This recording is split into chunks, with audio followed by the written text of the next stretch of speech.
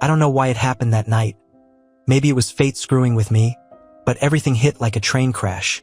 Samantha, my wife, was never the subtle type, but I never expected her to go full throttle into madness like she did. It was supposed to be a quiet Friday night. We had plans, nothing fancy. A movie, maybe some takeout, just the two of us. But right before we were about to settle in, she came downstairs in this tight red dress, looking like she was ready to walk the runway, not chill in front of the TV. I stared at her, confused. "Where are you going?" I asked, half joking, thinking she was just messing with me. She grabbed her purse and without a pause, answered, "Out, with the girls." I knew she hadn't made plans earlier.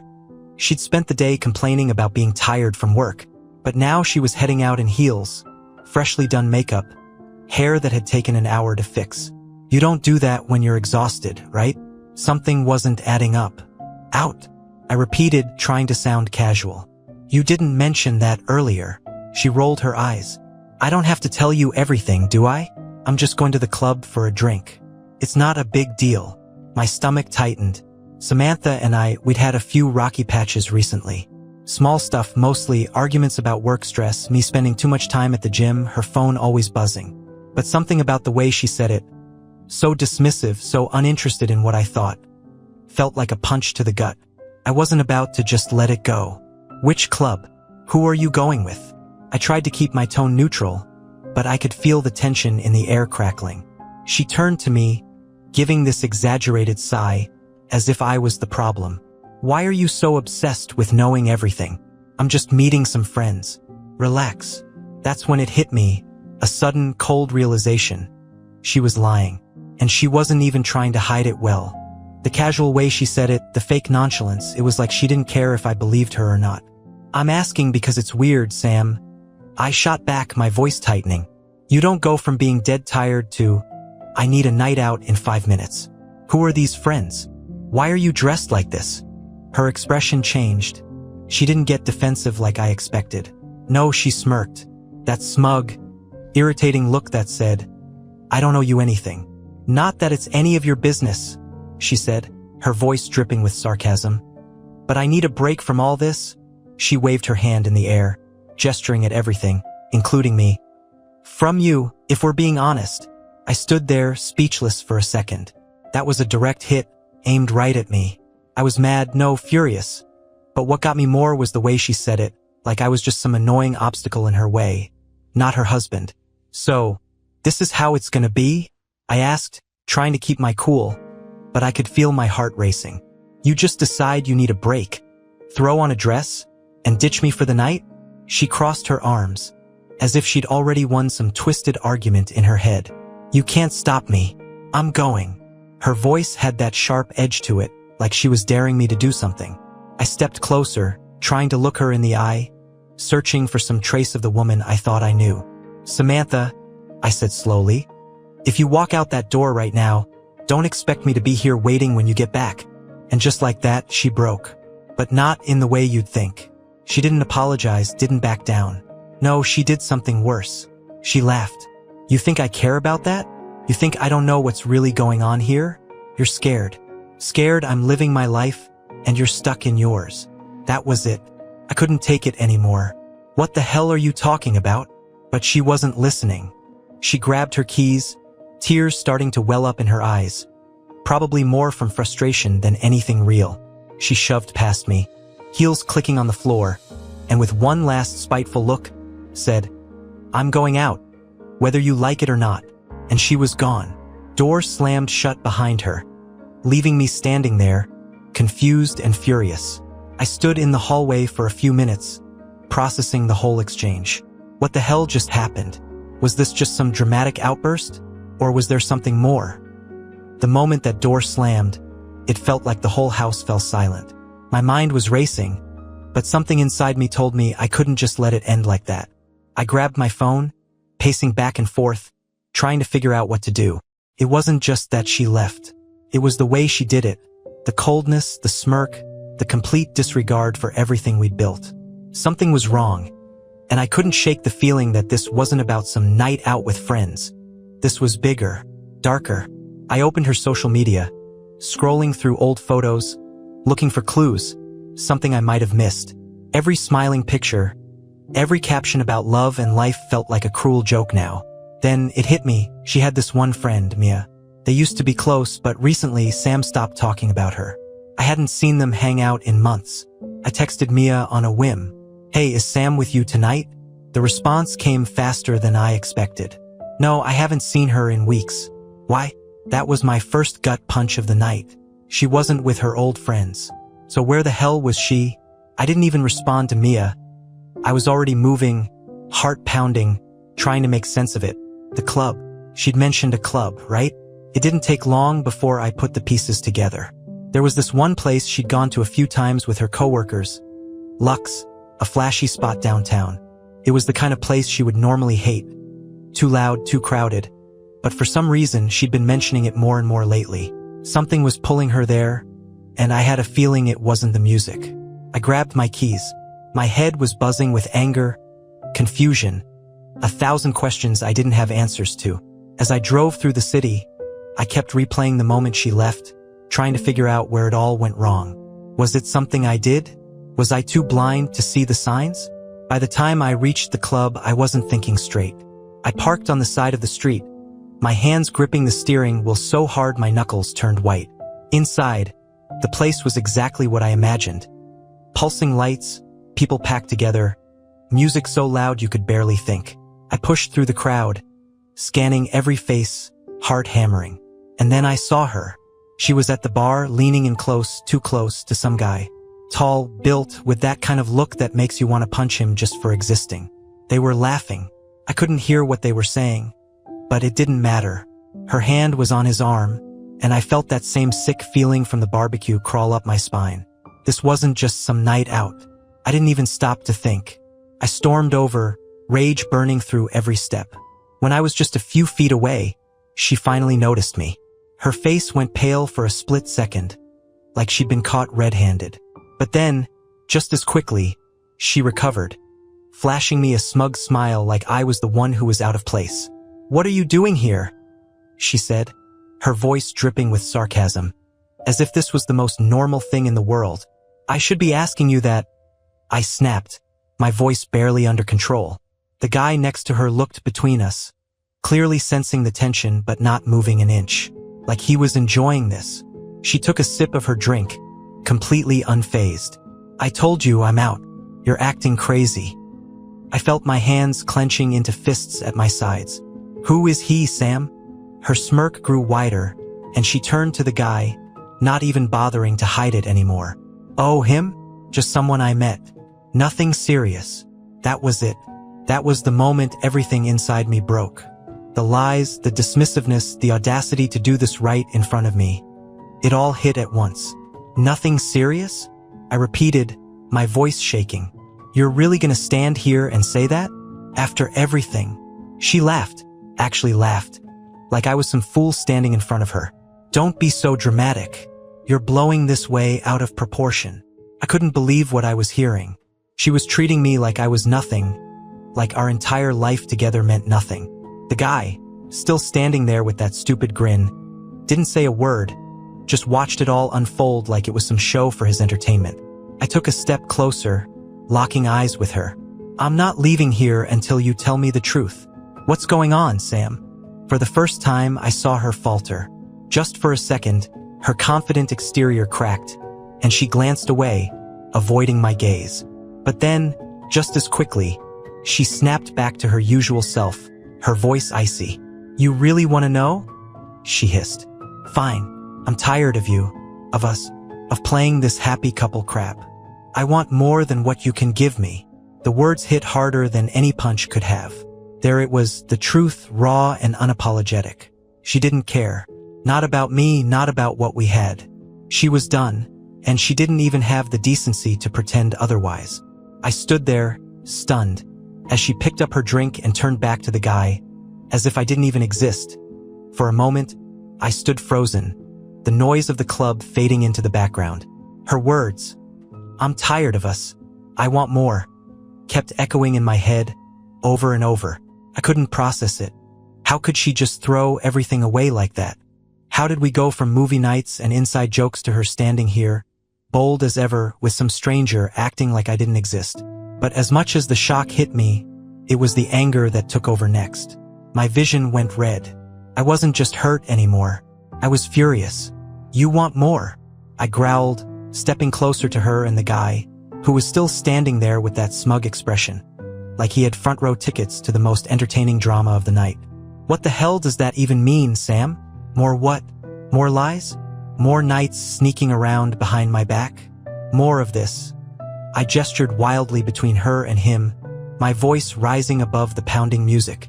"Is this what you think more is?" She rolled her eyes, like she was bored of the whole conversation. "You really don't get it, do you? You've been stuck in your little world for months now, focused on work, the gym, whatever it is you do. And you expect me to just sit at home waiting for you to pay attention to me? Newsflash. I'm not some puppy you can ignore whenever you feel like it." "Ignore you?" I snapped, my voice cracking with disbelief. "Ignore you? I've done everything to make you happy. I've bent over backwards trying to keep this marriage together. And this is how you repay me? By running off with some random guy at a club." At that, the guy, Mr. Smug, finally decided to speak. "Hey man," he said, his voice smooth, condescending, like he was enjoying playing the villain. "Maybe you two should take this outside, huh? It's not really anyone else's business." I shot him a look that could have burned a hole through his skull. "You should shut your mouth before I decide to make it my business," I spat, stepping closer to him. The guy straightened up, probably thinking I wouldn't actually do anything, but I wasn't thinking straight anymore. I was ready to tear him apart. Samantha, sensing the tension, moved between us, placing a hand on my chest as if to hold me back.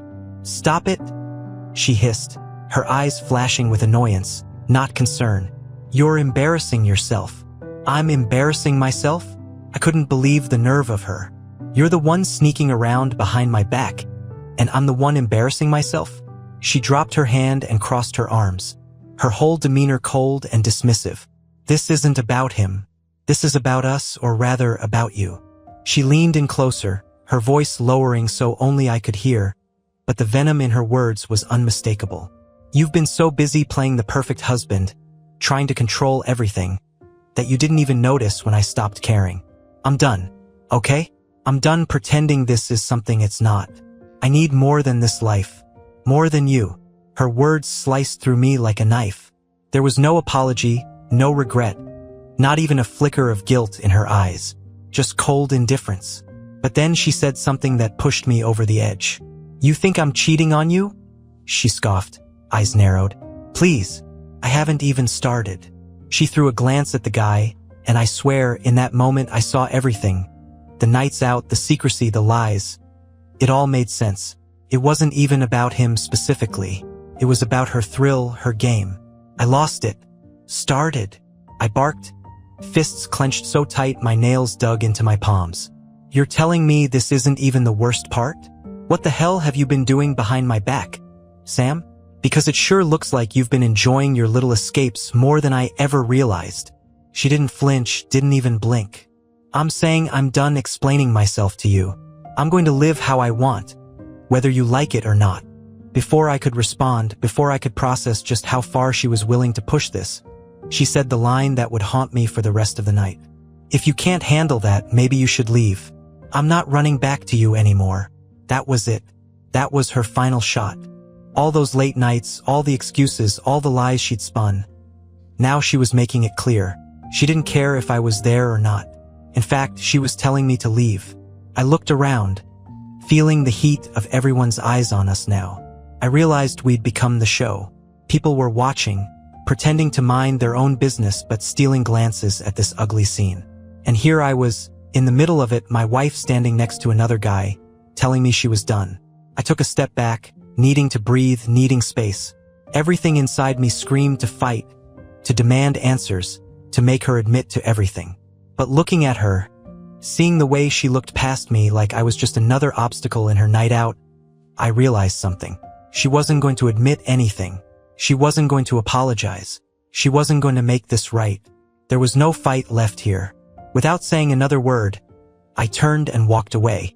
Every step felt like I was ripping a part of myself out of that room, leaving it behind. But staying? Staying would have destroyed what little dignity I had left. I made it to my car, hands shaking, vision blurred with rage and confusion. What the hell just happened?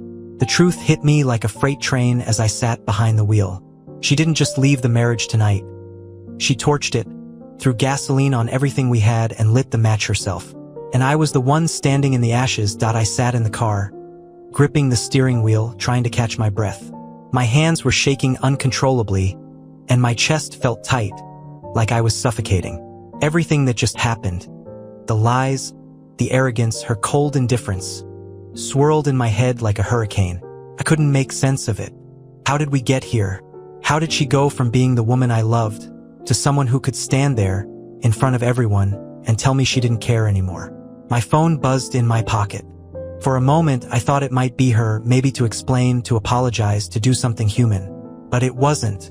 It was a text from Jason, my best friend. Jason, "Hey man, where'd you go? You good?" Jason had no idea what had just gone down. No idea that the entire foundation of my life had crumbled in the span of a few hours. I ignored the message and tossed the phone onto the passenger seat. How could I explain this? How could I tell anyone that the woman I'd built my life around had just blown it to pieces without even blinking?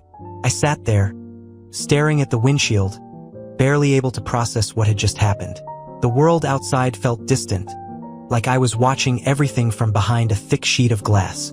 People passed by, laughing, drunk couples stumbling out of the club, and there I was, feeling like I was about to collapse under the weight of it all. And then, as if the universe hadn't kicked me hard enough, another thought crept in. What if this wasn't the first time? The nights she came home late, the times she said she was working late, or just out with the girls. Were those lies too? How long had she been pulling this stunt behind my back? Months? A year? The thought made my stomach turn. I needed answers. Not that she'd willingly give them to me, but I wasn't going to let this go. There was no way I'd sit in the dark, left to guess how long she'd been stringing me along. I wasn't about to let her control the narrative, not anymore. My phone buzzed again. This time it wasn't Jason. It was her. "Samantha, you really stormed out of there like a kid throwing a tantrum. Hope you got it all out of your system." That message hit me harder than anything she'd said in the club. It wasn't just cruel. It was like she was mocking me, treating me like some naive idiot who couldn't handle the truth. And what hurt the most wasn't even the content of the message. It was the casualness, like this was just some small argument between us, not the total breakdown of our marriage. She didn't care. My blood boiled. I wanted to fire back, to scream at her, to tell her she was the one who had thrown everything away. But deep down, I knew that's what she wanted. A reaction. Something she could turn around and use to make me the villain in this story. Instead, I did something different. I dialed her number. It rang once, twice, 3 times. Just as I was about to hang up, she answered. "Wow, finally decided to grow up?" she said, her voice dripping with sarcasm. "Samantha," I said, trying to keep my voice steady, "I don't care what games you're playing tonight, but you're going to tell me the truth. How long has this been going on?" She sighed like I was some inconvenience. "Oh, this again? I told you it's not what you think. But if you need a number to sleep at night, fine. A few months. Okay? Happy now." Her nonchalance was staggering. She was admitting to months of lies, of sneaking around, and she said it like she was telling me she forgot to pick up milk from the store. Months. That's how long she'd been betraying me, playing the role of a loving wife by day, sneaking off with whoever she pleased at night. My vision blurred with anger. "How could you do this?" I asked, my voice trembling with disbelief. "How could you look me in the eye every day, knowing what you were doing? How could you just throw everything away like it meant nothing?" Her response? A laugh. Not a nervous laugh, not a guilty laugh. A full-on, cold, heartless laugh. "Throw what away?" she asked, her tone sharp. "This was nothing. Our marriage, it's been nothing for a long time, and you were too busy playing the good husband to even notice. So don't come at me like you're some victim. You're just mad because I'm not playing your little perfect wife role anymore." Every word hit like a hammer. She didn't even see it as betrayal. She saw it as liberation. From me, from the life we had, from everything I thought we stood for. I wanted to scream at her, to call her every name in the book, to destroy her like she was destroying me. But I couldn't. She wasn't worth it. Not anymore. Instead, I hung up. I couldn't listen to another word. I tossed my phone across the car, where it landed with a dull thud against the door. My hands were still shaking, but now, the anger was burning hotter than ever. Not just at her, but at myself. For not seeing this sooner. For letting her walk all over me for so long. For giving her the power to tear my world apart. I sat there in the car, staring at the empty street in front of me, my mind spiraling. What now? Divorce? Was that where this was headed? Could I even go back home, knowing she'd probably be there, waiting with that smug look on her face, daring me to react? But as much as I wanted to walk away, to burn the bridge and never look back, there was a part of me, some stupid, desperate part, that needed more, needed to know why. Not her excuses, not her deflections, but the real, ugly truth. I started the car and drove. Not home, not anywhere in particular, just drove. I didn't know what I was searching for, but I knew I wasn't going to find it sitting in a dark parking lot, stewing in my own anger. The fallout had just begun, and I had a feeling this was only the start of the chaos. I drove for what felt like hours, but time had lost all meaning. Every streetlight that passed blurred into the next, my thoughts spinning like tires on ice, slipping and going nowhere. Couldn't go home. The idea of walking back into that house, with her potentially waiting there, as if nothing had happened. I couldn't stomach it. Not yet. Not after everything I'd just heard. The phone sat in the passenger seat, glaring at me like some vengeful spirit. Part of me wanted to chuck it out the window, as if somehow that would erase everything. But I knew there was no escaping this. No matter how far I drove, no matter how hard I tried to outrun the situation, it was there, waiting for me to face it. Eventually, I ended up at an empty parking lot by the river, a place I used to go when I needed to think. I killed the engine and sat in the stillness, watching the moonlight shimmer across the water. It was eerie, how calm everything was outside while my entire world was in chaos. That's when my phone lit up again. I hesitated before looking at the screen, half expecting another condescending message from her. But it wasn't Sam this time. Jason. Bro, you've been gone for hours. Are you okay? Call me. I stared at the message for a long time, feeling a mix of emotions. Jason had been my best friend for years. He'd always been there for me. He knew something was wrong, but he had no clue just how deep the wound ran. I debated telling him, but what was I supposed to say? Hey man, turns out my wife has been cheating on me for months, and I just found out in the middle of a nightclub while she laughed in my face about it. I wasn't ready for that conversation. Instead, I leaned back in my seat and let the memories play on repeat. Months. That's how long she'd been sneaking around, treating me like some blind fool while she did whatever she wanted. And what was worse, she didn't even try to hide it tonight. No remorse, no shame, just smug indifference. I thought back to all the times I trusted her without question. The late-night work meetings, the spontaneous nights out, the way she suddenly became so protective of her phone. I used to think I was paranoid. Hell, I blamed myself at times, thinking maybe I wasn't being supportive enough, maybe I was overthinking it. Turns out I wasn't thinking enough. The memory of that night at the club, her with that guy, her taunting smirk, the way she spoke to me like I was beneath her, it wouldn't leave me alone. She hadn't just cheated on me, she destroyed me. And the worst part was, she didn't seem to care. I replayed the phone call over and over in my head, hearing her voice echo with those words. This has been nothing for a long time. It wasn't the cheating that hurt the most. It was realizing that she had checked out of our marriage a long time ago, and I was the last to know. I'd been living in a lie, trying to fix something that was already broken, without even knowing it. My chest tightened, and I felt a wave of nausea hit. I opened the car door and stumbled out, taking deep breaths of the cold night air. It felt like everything was crashing down on me all at once. The betrayal, the lies, the fact that I was standing alone, picking up the pieces of a life I didn't recognize anymore. I walked to the edge of the river, staring out at the water, trying to steady myself. What now? What the hell was I supposed to do?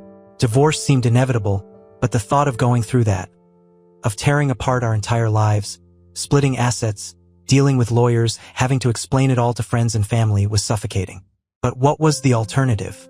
Stay with her? Pretend like this was some rough patch we could work through? I could never look at her the same way again.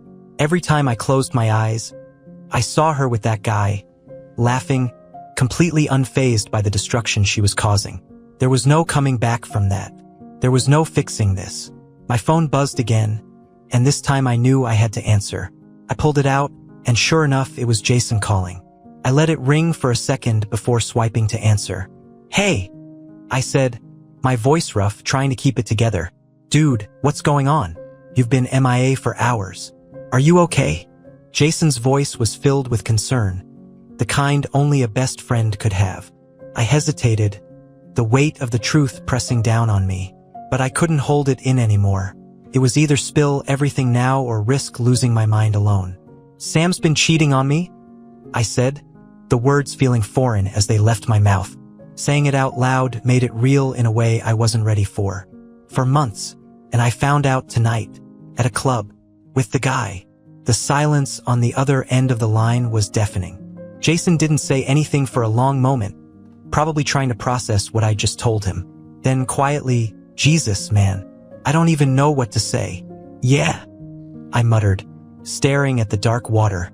"Me neither. Where are you right now? You want me to come get you? We can figure this out, man." "I'm by the river," I said. "Just needed some air." Jason's voice softened. "Listen, whatever you need, I'm here. We'll figure it out. She's not worth it, man. You don't deserve this." I knew he meant well, but the truth was, nothing anyone said could change the fact that my life had just imploded. "We'll figure it out? How do you figure something like this out?" "I'll be fine," I lied. "I just need time to think." "Take all the time you need," Jason said, though I could tell he didn't want to hang up. "But don't do this alone, okay? Call me if you need anything." "I mean it." We hung up, and I stood there in the quiet, staring at the rippling water under the moonlight. The sound of the river was almost hypnotic, calming in a way I hadn't expected. But even in that peace, my mind wouldn't stop. Images of Sam, her smile, her laugh, her betrayal, kept flashing through my head. I'd given her everything, my trust, my loyalty, my heart. And in return, she'd given me nothing but lies. Months of them. The cold realization settled in. There was no going back. Not this time. This was the end. That I stood by the river for what felt like hours.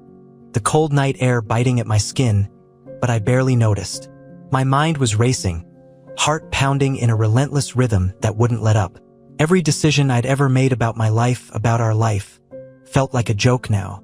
The trust, the loyalty, the love I thought we had, all of it was unraveling in front of me like some twisted movie, and I couldn't hit pause. I kept running my hand through my hair, pacing back and forth, every fiber of my being torn between anger and despair. How could she do this? How could she look me in the eye every day, knowing what she was doing behind my back? I started to picture it. Their texts, their meetings, all those little moments where she'd chosen him over me. It wasn't just the act itself. It was the layers of deceit, the planning, the lying, the disrespect. Every time she kissed me goodnight or said, "I love you," it was all part of the same web of lies. I didn't know who she was anymore. Maybe I never did. That thought hit harder than anything else. Maybe this was who she really was all along, cold, selfish, capable of betrayal without a second thought. It was like I'd spent years loving a ghost, someone who never truly existed. The Sam I knew wasn't real, and the truth was that broke me. I walked back to the car and got in, slamming the door behind me. The silence of the interior was almost suffocating, but I needed to make a decision. I couldn't stay frozen in this moment forever, no matter how much it hurt. This was my life, and it was falling apart in real time. If I didn't act now, I'd lose whatever shred of control I had left. I had to do something. Sitting there in the driver's seat, staring at the empty street ahead, I made the call. I wasn't going to confront her again. I wasn't going to give her the satisfaction of seeing me suffer, of letting her twist the knife any further. I was done being a part of whatever sick game she was playing. I took a deep breath and dialed my lawyer. It wasn't some spur-of-the-moment decision. Deep down, I knew this was the only way out. Divorce. The word felt heavy, final, but also right. There was no coming back from this, and trying to salvage it would only make things worse. She had already made her choice, and now it was time for me to make mine. The phone rang a few times before my lawyer, David, answered, groggy. I'd forgotten it was late, but I didn't care. My world had been torn apart, and I needed action. David, it's me, I said, trying to keep my voice steady. I need to talk to you about divorce. Tonight. There was a pause on the other end, like he was trying to gauge if I was serious. Okay. Let's meet tomorrow morning. You sure you want to do this right now? Yeah, I'm sure, I said, more confidently than I felt. I've never been more sure. All right, David said, sounding more awake now. We'll get started first thing tomorrow. I'll walk you through everything. I'm sorry, man. I hung up, feeling a strange mix of relief and sadness. Divorce was just a word, but now it was real. It was my reality. My marriage, this thing I thought was unbreakable, was officially over, and there was no going back. I sat there for a while, gripping the steering wheel, letting that decision sink in. The anger still burned in my chest, but beneath it, there was a deep, crushing sadness. I didn't want it to end like this. No one gets married thinking they'll end up here. But this wasn't about what I wanted anymore. This was about survival, about pulling myself out of the wreckage before it destroyed me completely. After a while, I drove home, the streets nearly empty, bathed in the pale glow of streetlights. The drive felt surreal, like I was floating through a nightmare I couldn't wake up from. When I pulled into the driveway, the house felt alien, like it wasn't mine anymore. She was probably inside, maybe asleep, or worse, waiting for me with some twisted justification for her actions. I wasn't ready for that conversation. Not yet. Instead, I walked in quietly, making sure not to disturb anything. The house was dark, and for a moment, I thought maybe she'd gone back to the club. But then I saw her. She was sitting at the kitchen table, a glass of wine in her hand, phone on the table next to her. She didn't even look surprised to see me. She just stared at me with that same smug expression, like she was waiting for me to crumble. Back so soon, she said, her voice dripping with mock concern. I figured you'd be out all night sulking. I didn't respond. Couldn't. The hatred I felt for her in that moment was overwhelming. I could see she wanted to start something to get under my skin, but I wasn't going to give her that satisfaction. Instead, I just looked at her, dead in the eyes, and said the only thing I had left to say. I talked to a lawyer. I'm filing for divorce tomorrow. For the first time that night, I saw something shift in her expression. It wasn't fear, not exactly. But there was a flicker of something, surprise, maybe? Whatever it was gone just as quickly as it appeared. She took a slow sip of her wine, her eyes never leaving mine. Finally grew a spine, huh? She said, a cold smile creeping across her face. Well, I guess it's about time. I didn't reply. There was no point. This wasn't about her anymore. This was about me, taking back control of my life, of my future. I turned and walked upstairs, not bothering to look back. She wasn't worth it. Not anymore. When I reached the bedroom, I grabbed a suitcase and started packing. I wasn't going to sleep in the same house as her. Not tonight, not ever again. The weight of everything was still there, pressing down on me, but at least now I had a way forward. As I zipped up the suitcase, I heard her footsteps coming up the stairs. She stopped at the doorway, leaning against the frame, watching me. Running away already? She said, her voice taunting. How predictable. I didn't stop packing. You'll hear from my lawyer tomorrow, I said, keeping my back to her. We're done, Sam. She stood there for a moment, as if considering some final jab, some last cruel remark to twist the knife. But then she just shrugged and turned away, heading back downstairs. When I finally walked out of that house, suitcase in hand, I didn't look back. I drove to a hotel, my mind still swirling with everything that had happened, but with one thought cutting through the noise. I was free. The hotel room felt like a liminal space, somewhere between the wreckage of my old life and whatever lay ahead. The quiet hum of the air conditioner was the only sound as I stood by the window, staring out at the dark parking lot. My suitcase lay open on the bed behind me, a stark reminder that this was real. I had left. I had made the choice. The decision was final. But despite the small sense of relief, I also felt untethered. I was free, but from what? I dropped into the chair by the window, letting my head fall into my hands. Free from Sam, sure, but free for what? For the first time in years, I didn't have a plan. There was no one to talk things through with, no future I'd mapped out. Everything had been tied to her. The house, the life we'd built, the future we were supposed to have. Now all of it was slipping away like sand through my fingers. My phone buzzed again, pulling me back to reality. It was another message from Jason. Jason, call me, man. I don't care how late it is. Just call. I stared at the screen, debating. I knew I should talk to him, but I wasn't sure if I was ready. How do you even begin to explain something like this? How do you say, hey, turns out my wife has been screwing around behind my back for months, and now everything I thought I knew is a lie. But Jason was my best friend. If anyone could help me sort through the mess in my head, it was him. I dialed his number and put the phone to my ear, feeling a strange sense of dread as it rang. He picked up on the second ring, his voice filled with concern. Finally, what's going on, man? You just disappeared. I left her, I said, my voice sounding hollow even to myself. I'm at a hotel. Jason let out a low whistle. Damn, so it's really over. Huh. Yeah, I muttered. It's over. She's been cheating, Jason. For months. Maybe longer. I found out tonight. I stopped, my throat tightening. Saying it out loud didn't make it easier. There was a long pause on the other end of the line. I could hear Jason trying to process what I'd just said. Jesus, man. I had no idea. I'm so sorry. Yeah, I said.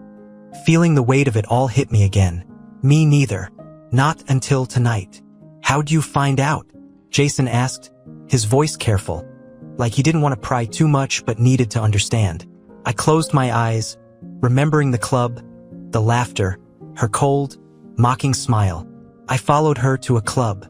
She said she was going out with friends, but she wasn't. She was with some guy, and she didn't even try to hide it. She didn't care. It was like she wanted me to see. Jason cursed under his breath. That's messed up, man. I don't even know what to say. Are you okay? Are you holding up? I let out a bitter laugh. Honestly, I don't know. I've spent the last few hours just trying to wrap my head around it. I don't think it's even hit me fully yet. You need anything? Jason asked. I can come over. We can talk in person. You shouldn't be alone right now. Maybe tomorrow, I said, though part of me didn't want to face anyone yet. I need to process this. Everything's happening so fast. 1 minute I'm thinking we're just having another fight, and the next, I'm filing for divorce. Jason was quiet for a moment, then said, I get it, but listen, you made the right call. I know it feels like the ground just got ripped out from under you, but it'll get better. You don't deserve to be treated like that.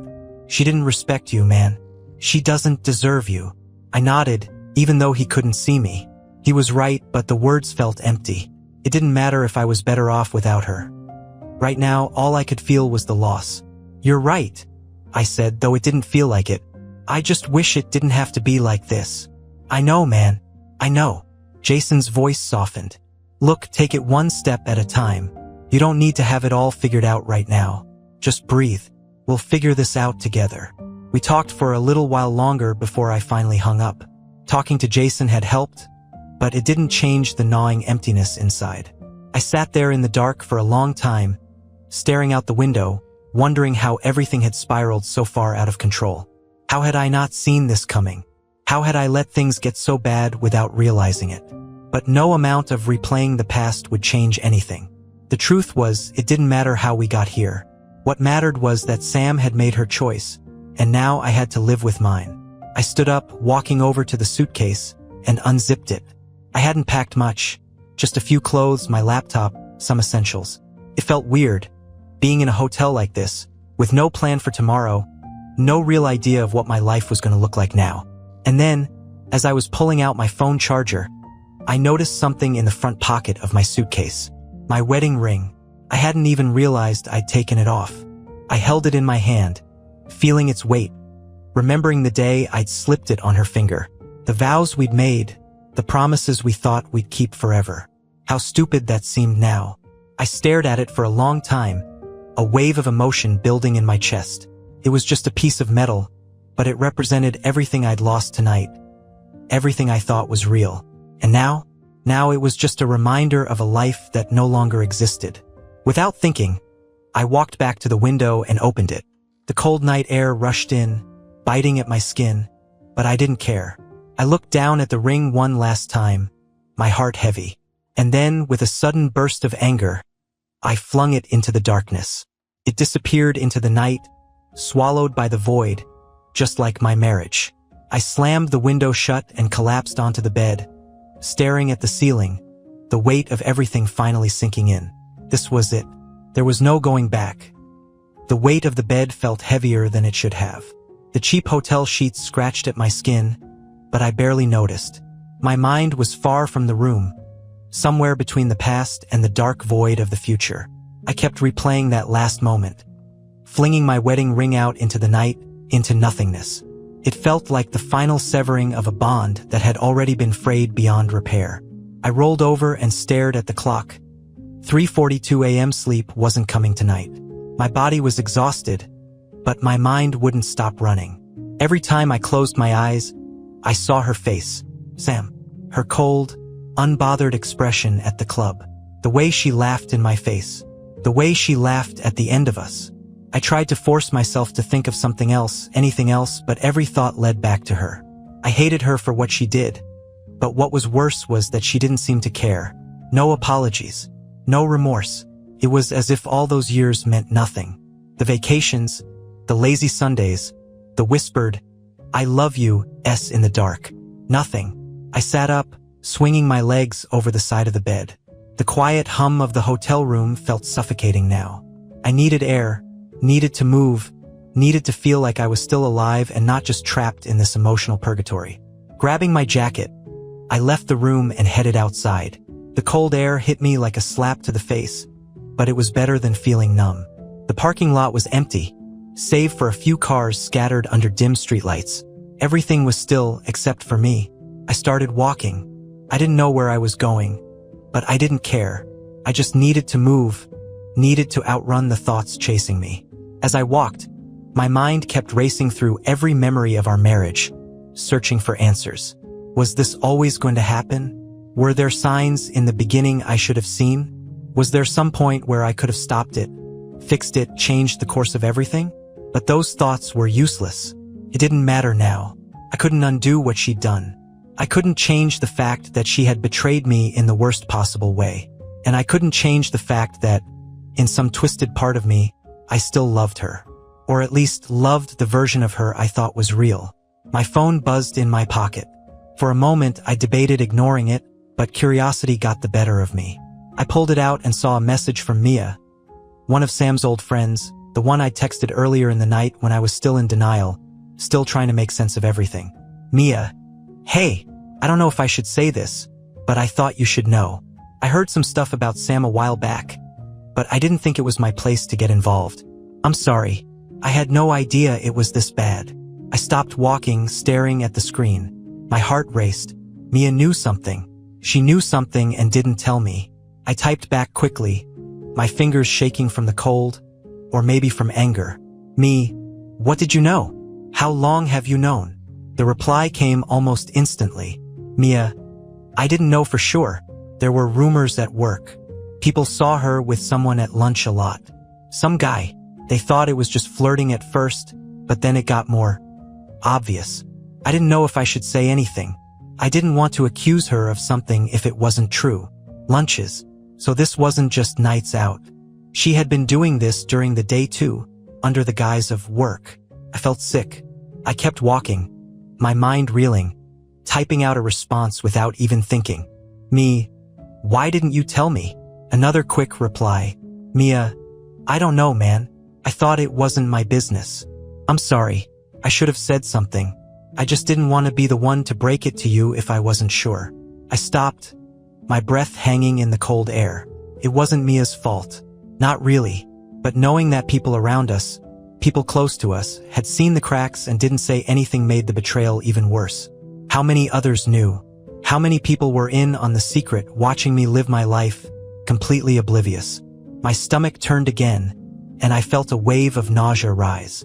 I leaned against a lamppost, closing my eyes, trying to get a grip, but nothing felt solid anymore. Not my marriage, not my friends, not even my own understanding of what the last few years had meant. I needed to do something. I needed to take control of this situation, somehow. Filing for divorce was the first step, but it didn't feel like enough. I needed to confront Sam one last time. Not for her, but for me. I needed to hear it from her mouth.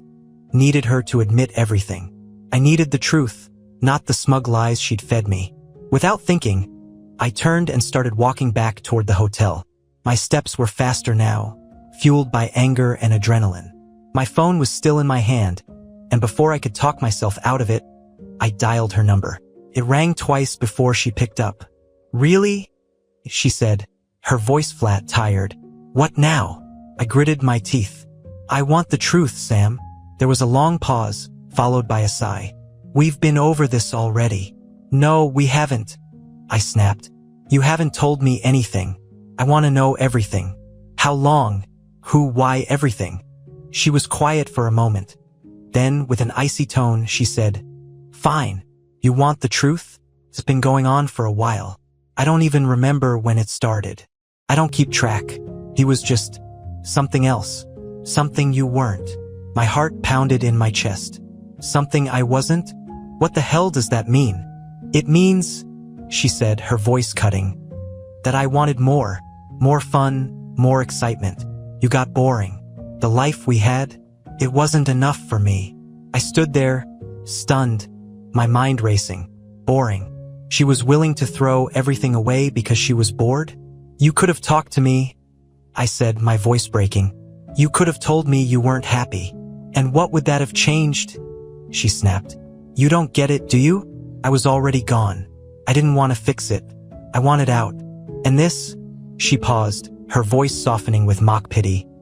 "This was just the easiest way to get there." Her words hit me like a freight train. She never intended to fix us. She didn't want me, didn't want our life together. She had already decided that long before I knew anything was wrong. For a long time, neither of us said anything. The silence hung heavy in the air between us. A silence that said everything. "I'm filing for divorce tomorrow," I finally said, my voice hollow. "You'll get the papers soon." "Good," she said without hesitation. "That's what I wanted." And with that, she hung up. The line went dead, and I stood there in the empty parking lot, phone still pressed to my ear, feeling like I had just been punched in the gut all over again. This was really it. There were no more lies left to uncover, no more false hopes of reconciliation. The truth was out, ugly and raw, and now all that was left was to pick up the shattered pieces of what used to be my life. I walked back into the hotel, my body numb. The divorce would be the final step, the official end. But emotionally, we had already ended. And now, all that was left was the cold, empty space where my marriage had once been.